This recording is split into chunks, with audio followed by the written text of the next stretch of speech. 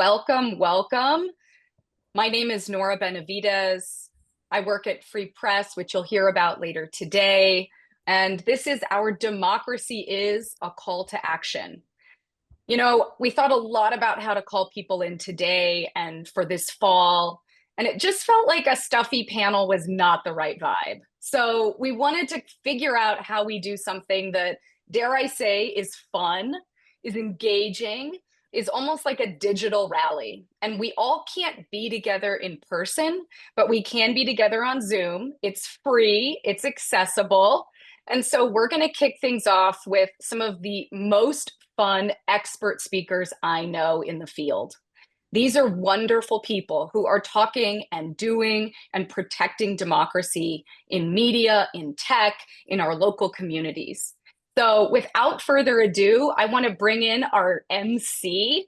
Who thought that we would have an MC for this event? Bridget Todd, who I think will probably make this even more fun than I could. Bridget is master of many. And for those of you who know her podcast, There Are No Girls on the Internet, she manages to pull in expert data, interesting news clips, people who are really dealing with tough issues when it comes to how to practice democracy. So Bridget, please jump in. We're eager for you to help usher us through this tremendous discussion. We'll be learning about what's facing us this year, the stakes this election cycle, and how all of us can get engaged. Thank you for that warm welcome, Nora. Hello, everybody. I am so excited and honored to be here with you today. And it's really not an accident that we are all here together today, because today's event actually comes just 2 days before a very important day, Democracy Day, which is happening on September 15th.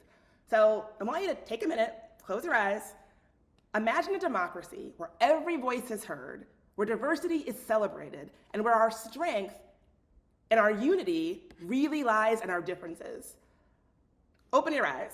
Here we are back in reality, where unfortunately, across the globe, democracies are backsliding amid rising authoritarianism. So in this era of misinformation and manipulation, we know that the role of media and tech matter more than ever. So it is time for media and tech to prioritize truth over sensationalism, accountability over profits, and democracy over division. I know we're all on Zoom, but if you're feeling me, give me a thumbs up or any kind of way to show that. Honestly, the stakes could not be higher. So we're calling on media and tech to protect democracy, because we know that democracy is not a solo venture. It requires all of us working together. So if you believe that media and tech companies need to put democracy over division, let me tell you, you are in the right place. Welcome. We are so happy to have you here with us. Now, to kick things off, I'm going to introduce Jen Brandel, who conceived of Democracy Day and who runs Hearken and co-created Democracy SOS and Election SOS. Jen, welcome. Thank you so much. What a wonderful way to kick off this Friday. I'm in LA, so it's still morning. I'm getting caffeinated, and I'm pumped to be here with all of you. So Democracy Day actually came about through a tweet, of all things. Our friend Rachel Glickhouse, who is at Grist, said, why doesn't media work collaboratively to talk about and uphold the threats and shine a light on the threats to democracy, what people are doing to harden their communities against democratic backsliding, and what role does media have in sounding the alarm? Are we just here to report on what everybody else is doing and saying, or do we actually have a stance on democracy? Do we care about upholding and empowering a democracy, or are we just reporting on what's happening?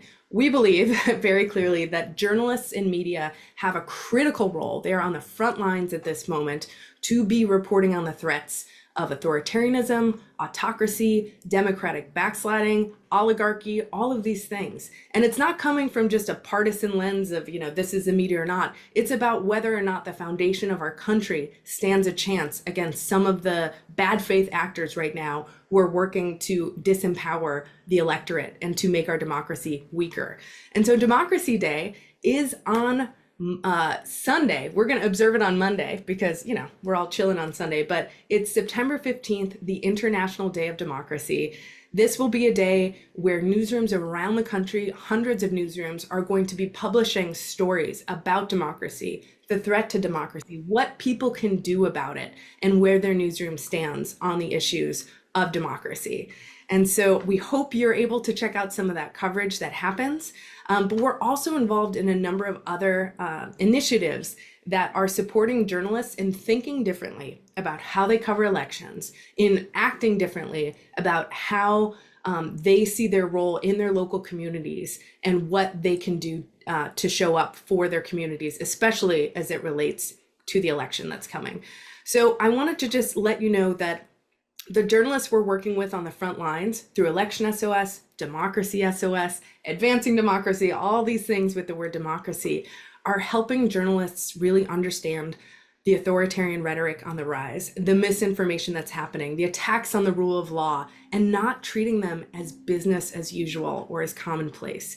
We believe journalists have the power to fight back, that our words, our stories, our headlines, and the way in which we report with the public, all of this actually matters. And the narratives that journalists create shape how people understand the world around them.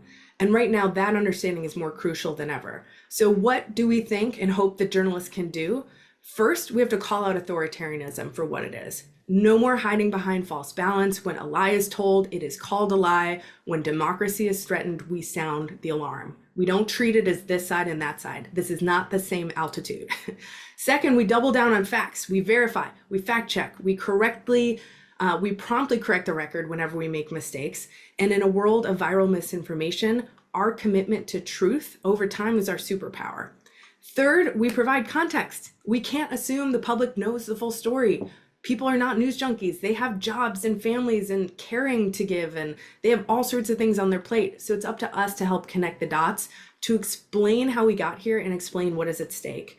And finally, what we're trying to help journalists to do is to empower their audiences in their communities, to not only give them the information they need to report on their stories, but to participate fully in their democracy, because an informed citizenry is the bedrock of a democracy. So this, of course, is not an easy path. It requires courage. It requires going against some muscle memory that newsrooms have as to how they think they work. But it's a path that journalists and media must take going forward, because without a free press, there is no free society. And so I hope all of you here, especially those who work in media, are ready to rise to this challenge. We are here to help you be the journalists our democracy needs, to speak truth to power, to inform our communities, and to stand as guardians for our democratic ideals, because the future of our democracy depends on it. And we're here to support you in being up to that task. So thank you so much for having me, and I look forward to hearing from the other rock stars on the panel. Thank you so much for that, Jen. I feel like that really set the tone for what I think that we're all going to be coming together around today. And with that, I do want to introduce Nick Penniman from Issue One, because as a journalist, as somebody who created investigative journalist funds, what do you think about what Jen has really set up for us, this idea that we are not having business as usual, and we should be really helping folks in our communities as journalists understanding what the stakes are in this moment? Nick. Absolutely. And I love the democracy over division theme too. That's fantastic. Yeah, we've got, listen, we've had, as we all know, we've had problems with our democracy before social media hit the scene: campaign finance problems, gerrymandering problems, voting problems. But once you add on top of that the massive disinformation machine that social media has become, then it just fuels the fire, right?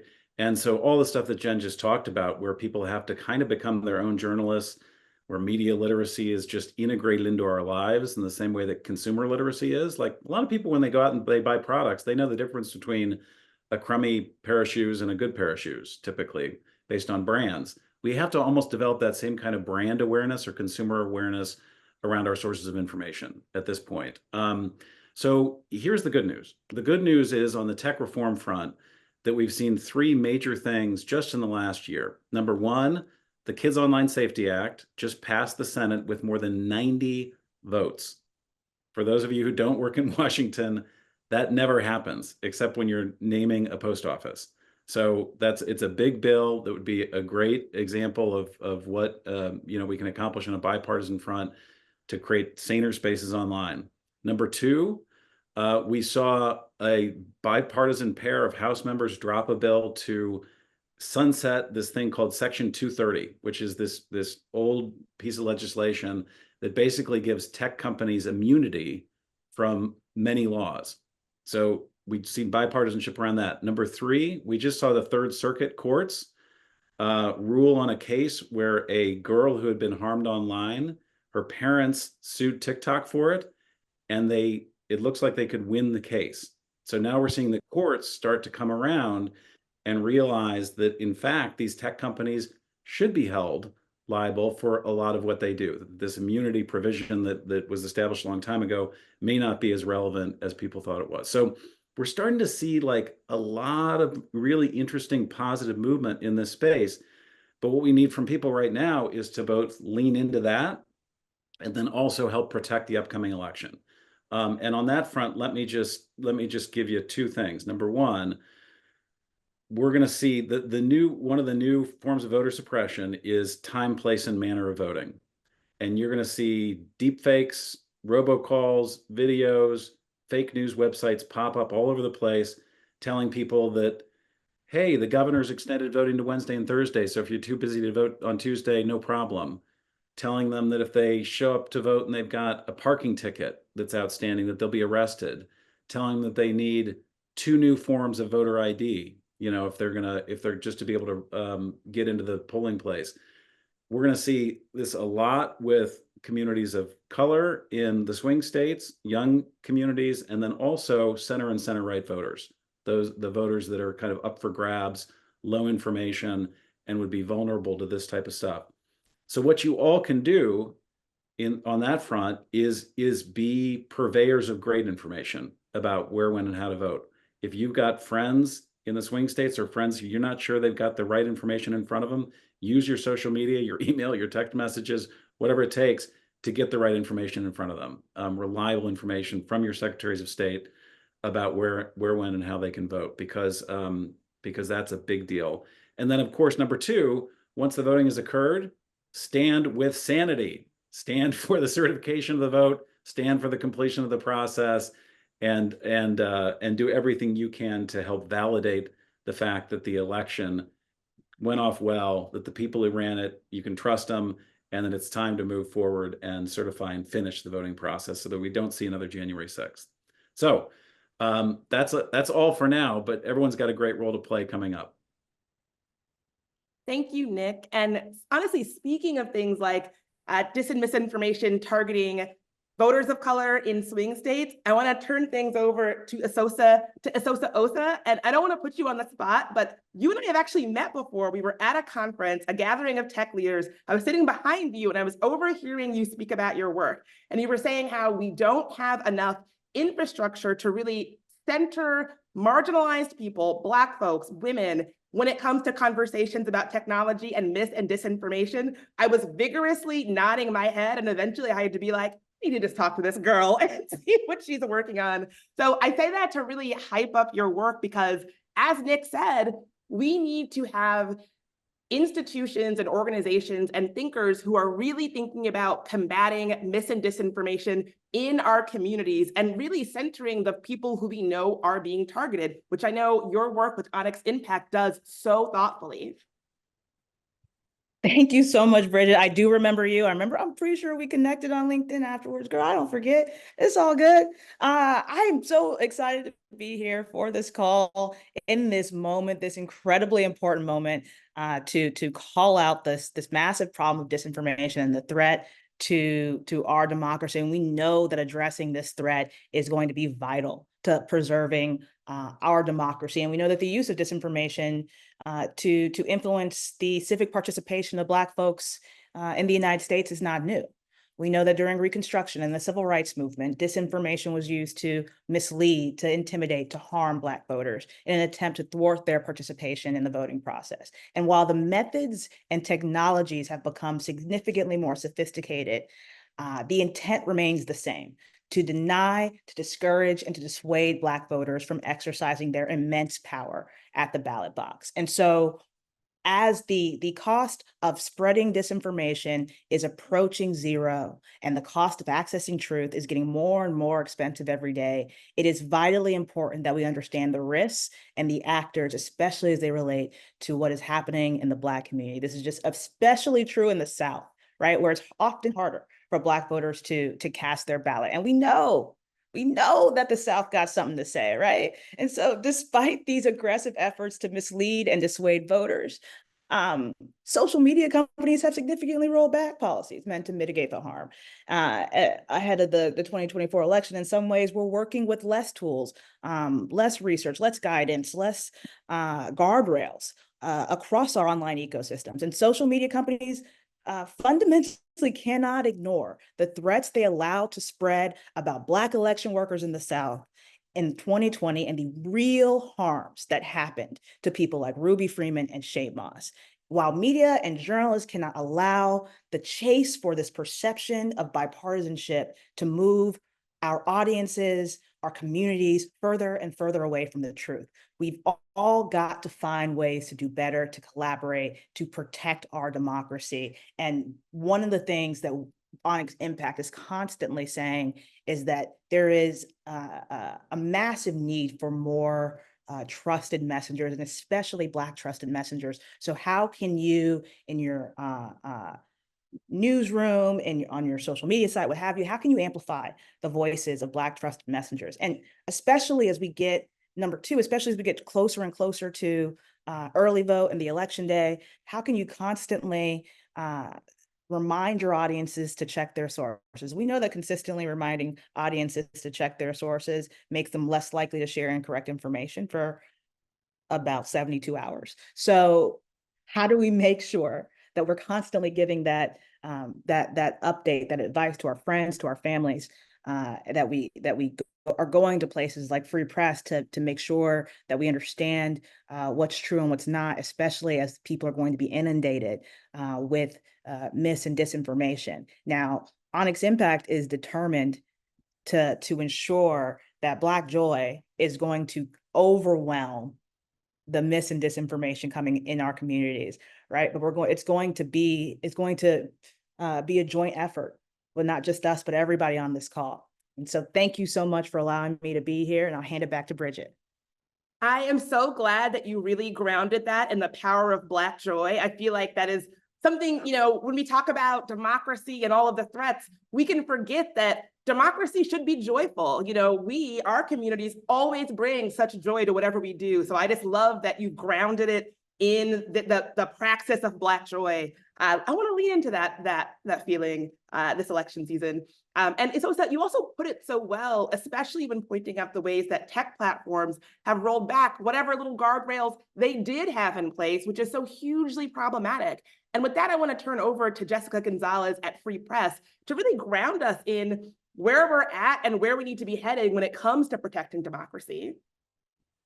Thank you so much, Bridget. Thanks to everyone who's joining us today. Good morning from Los Angeles. I was told today that this was a rally. And as a Chicana from Los Angeles, I know how to rally. It's like the 7th inning stretch now. And our community is really resilient. We're like getting the rally monkey out. We're rooting for the Dodgers. Like, we actually know this is not a drill. And we've got each other, right? So I'm going to talk a little bit about the threats, but I just want to come in with the immense hope that I have because I know how dang resilient my community is. So we're here today because we're worried about people's ability to stay connected in the face of manipulation, lies, and disinformation. We've heard so much of this about the problem from Ms. Sosa and others on the panel, and the stakes are real. As the election approaches, people across the political and racial spectrum are also very concerned about the deliberate spread of online misinformation, and they want policy interventions to address that problem. We know this because we put a poll out into the field earlier this year that found that 79% of Americans are concerned that the information they are seeing is false, fake, or a deliberate attempt to confuse them. So like, my rally spirit is high because of that high level of awareness that there is a game being played on the internet right now. The majority of people in our poll believe that tech companies should prevent the distribution of political ads that spread lies about the election. And over 70%, I was really surprised about this stat, over 70% of people across party lines believe that social media companies should limit false or fake information about elections and block content that is racist or hateful. Look, none of us want to believe or spend a lot of time imagining the consequences of authoritarianism being at our front door. It feels really hard to process, but it's real. And right-wing extremists are organized. They are intentional about exploiting the corporate greed in the media system to advance their cause. There was a study that dropped earlier this week from the Global Project Against Hate and Extremism that found that far-right actors have deepened their relationships.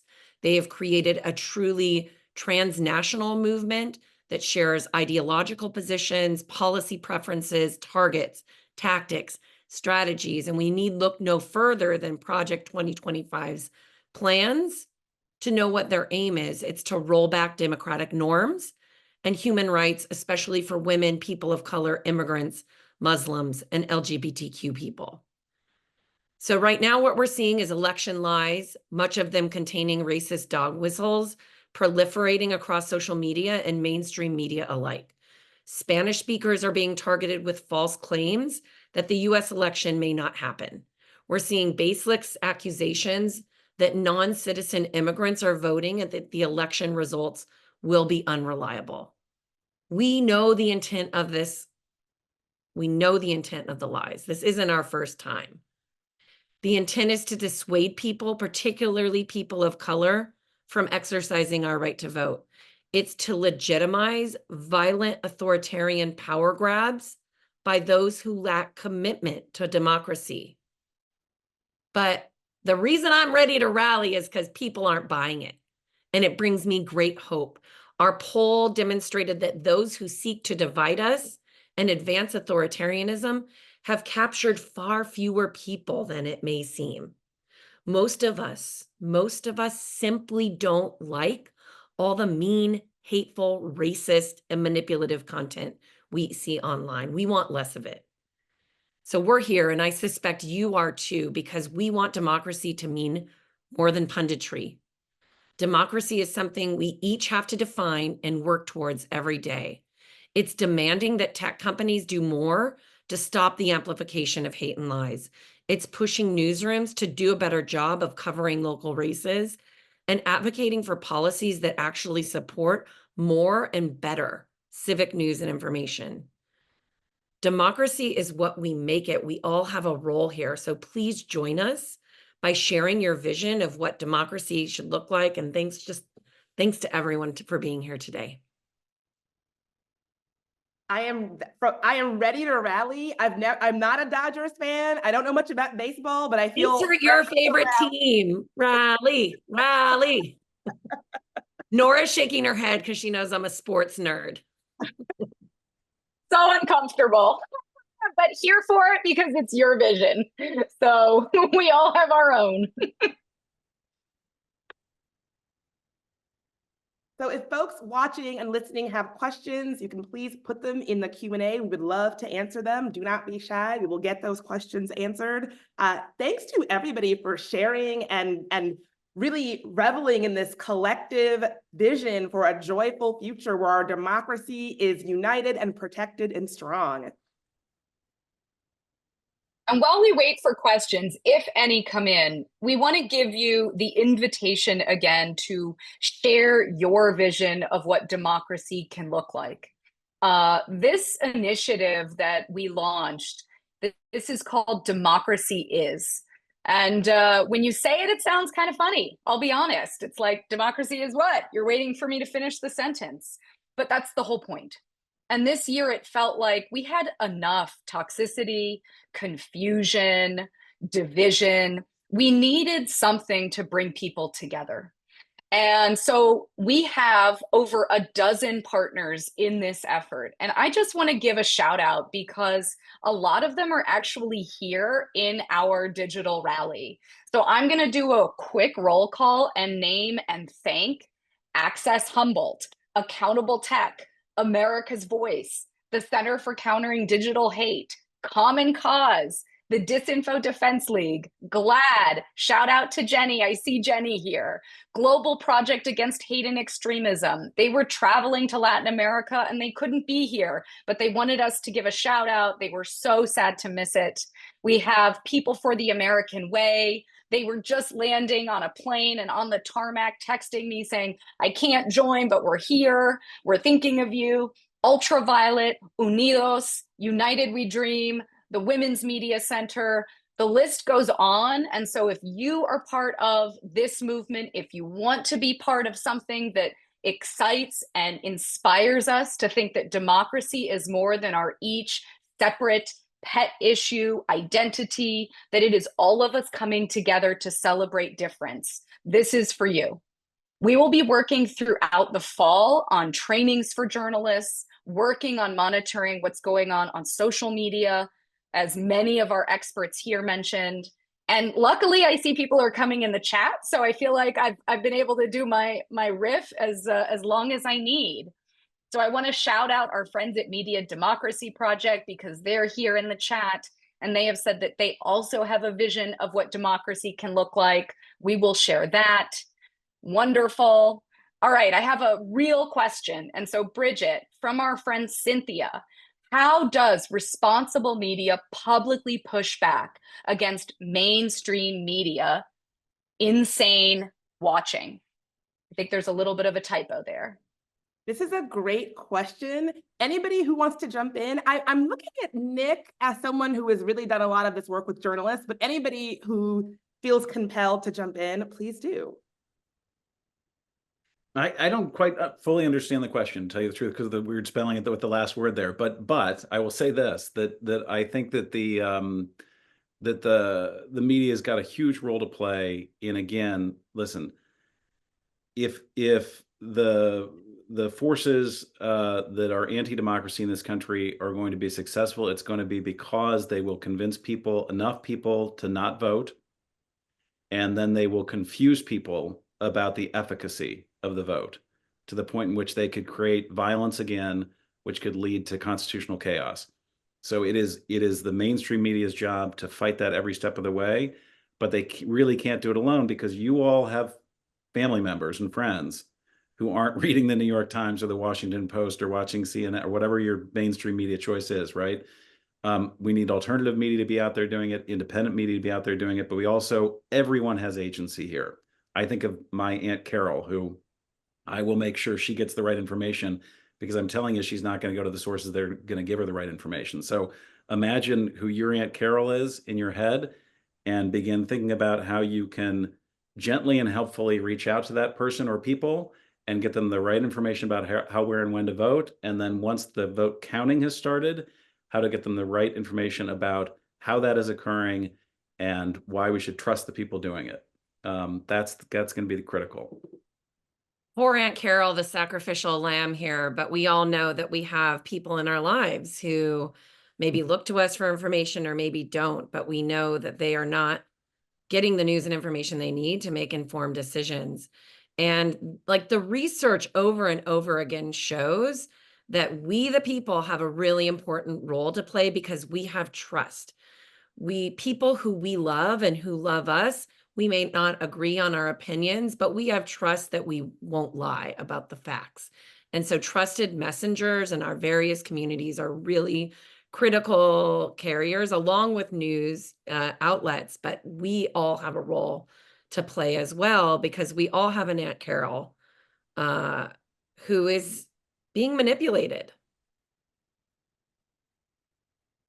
I'll just add one more thing that journalists can do responsibly in this moment is to use a democracy frame in their reporting and not a partisan frame. So not saying, I read a headline in the New York Times a few weeks ago about an environmental bill of Republicans quash Biden's deal a blow to Biden in environmental bill being rejected. It's like, no, it's actually a blow to all living beings that breathe air, not President Biden. That legislation is stakes for all of us. And so is democracy. It is stakes for all of us. So if reporters, editors, newsrooms can start talking about what does this mean for everybody and not who's going to win and who's going to lose on on a which party are you part of, but who's going to lose and what do we have to lose, then we can start to sound the alarm that this is a democracy problem, not just a party problem. So my 2 cents on that one. And I do want to shout out Ken Gale in our Q&A, who said, is Ken the host and producer on WBAI FM in NYC, a Pacifica station? I love Pacifica. I send Pacifica money. And Ken asked, we've been doing this all along for years. Is this webinar and is this space to help others catch up to us? And I just want to say, thank you to the folks out there who have really been in the trenches doing this work and helping communities for so long. I would say this is a space for everybody because we need everybody. We need folks who have been grinding away, doing it for years, and folks who are trying to catch up. So I just wanted to highlight the folks out there who are doing it right and have been. Thank you. We need your voices. I want to pile on to that as a huge Pacifica fan myself. I've seen this. It's why I actually listen to Pacifica here at the LA station. And this is what I'm talking about when I'm talking about we need to have more sources that are focused first on providing civic news and information and not just corporate greed. And non-commercial media is such an important role. And it's one of Free Press's really prominent policy priorities to advance and expand non-commercial media because it really is doing a better job of meeting people's civic information needs. Well, thank you all so much. We're continuing to get comments and questions. One other question that has come in is whether there will be a private or special group for journalists rooting for democracy and transparency. So I just want to give a shout out that question is like all the favorite vibes that I have. I am loving it. It's all the buzzwords: transparency, democracy. We're rooting for it. And yes, what we are doing this fall is we will be hosting trainings and other opportunities for journalists to come together. So go to democracyis.net. There you can sign our pledge, which signs you up for all of our emails and our contact, and you can check out our events. So far, we already have 2 coming up. The next will be hosted by our Disinfo Defense League partners. And then after that, Election SOS will be hosting a training on engaging communities of color with your election coverage. So more will be rolling out.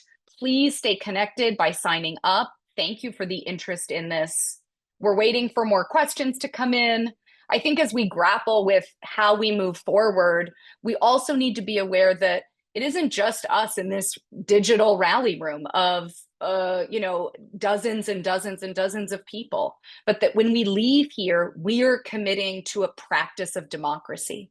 So please join us. Join us in whatever way it is you can come, whether it's hosting a coffee date with someone and talking about, I heard Nick Penniman talk, and we've got to come together on these issues around media. Or I heard Esosa Osa, one of the best names ever, coming in and talking about what Black joy is. And we have to celebrate that and champion that. Whatever it is, you can drive someone to the polls. If you can make sure that you're connected to your community. If you see something questionable in a WhatsApp chat, think through, breathe, practice that calming moment. Bridget is so good at that. Bridget will say, let's just wait a minute. Nora, I know it's a rally.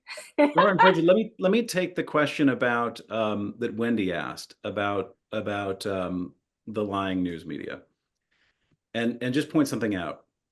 So if you think about the 2020 election, some of you probably heard about this, but Fox News was spreading massive lies and disinformation about voting machine companies, Smartmatic and Dominion being the 2 biggest ones.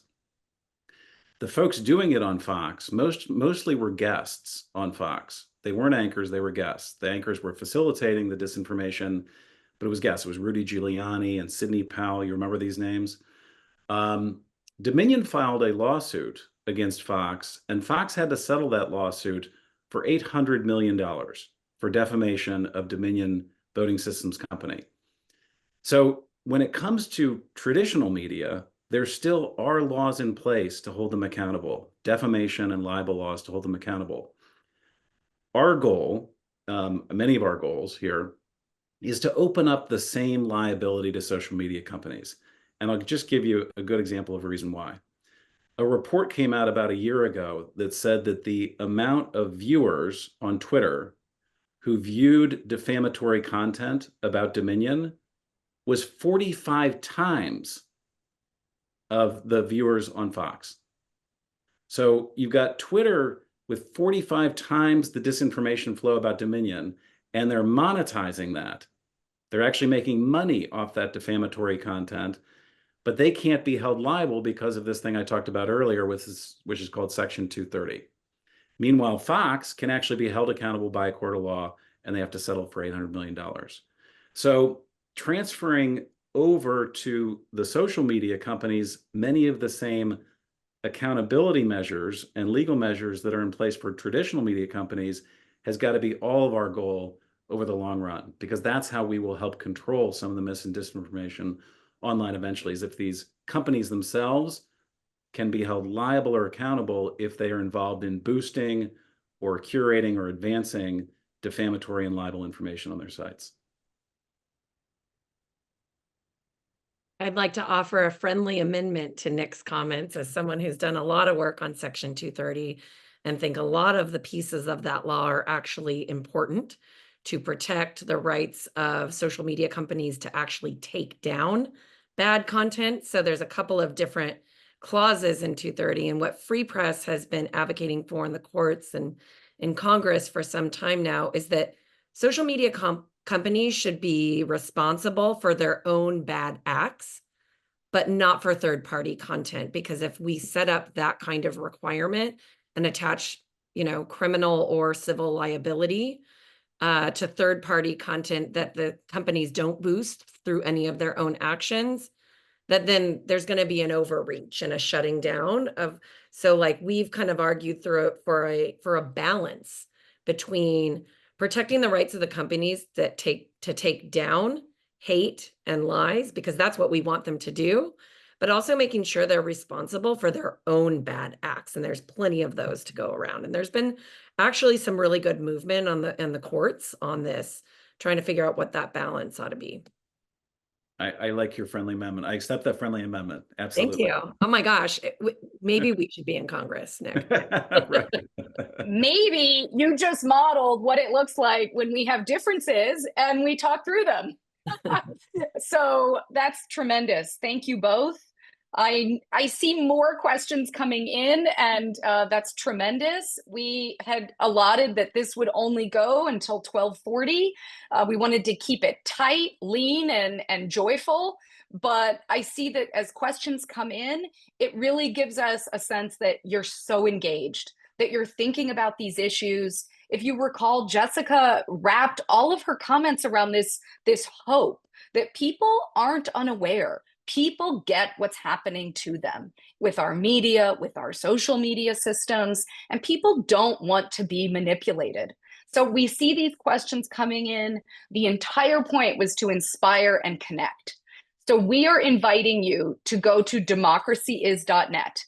I don't want to overwhelm myself, but I personally oversee everything that comes in through this democracyis.net. There are real people connected to the movement. So please sign our pledge and share your vision of what democracy can look like. We are offering more trainings, more events. I've seen a few questions in the chat about migrant and immigrant rights, issues of narratives that come up, lies about migrant communities. And I just want to offer that we're putting together an event in the coming weeks to look at some of these false narratives. So stay tuned. We will be broadcasting more. I want to thank all of our tremendous luminaries. These are people who walk the walk and talk the talk. So thank you, Asosa. You are doing tremendous work. I feel like we're an arm's distance from each other right now. I'm in Atlanta, Georgia as well. Nick, holding it down, our man here. Jessica, always just the most wonderful. I get to work with Jessica every day. And Bridget, who we literally could not have done this without, because Bridget brings warmth and joy and seriousness to very intense discussions. So thank you. I see you all in the chat. I see you in the Q&A, and stay connected with us. Take this forward. Democracy is a practice that we all must engage in. Thank you so much.